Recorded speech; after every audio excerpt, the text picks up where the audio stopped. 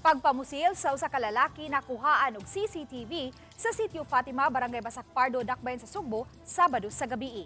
Makita ang biktima nga naglakaw sa karsada nga adunay gikatagbo nga laing lalaki nga daw iyang gikatransaksyon. Apan midagan ang biktima og gigukod sa suspek dayon pusil. Samtang makita usab ang laing lalaki nga nagatang sakay sa motorsiklo ug mikanaog. Dayon mipusil usab sa biktima kinsa pa dayong midagan palayo kanila.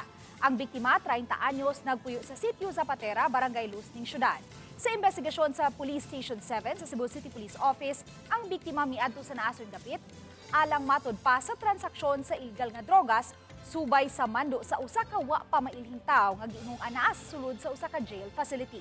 Pag-abot sa biktima sa lugar, duha ka mga suspects ang nagtinabangay pagpusil sa biktima sa wala pa matino nga kalibre sa armas ug naigo sa nagkadayang parte sa lawas. Apan nakadagan pa ang biktima ug nakapangayo og tabang ug gida sa Cebu City Medical Center. Padayon ang hot pursuit operation sa kapulisan batok sa mga suspitsado.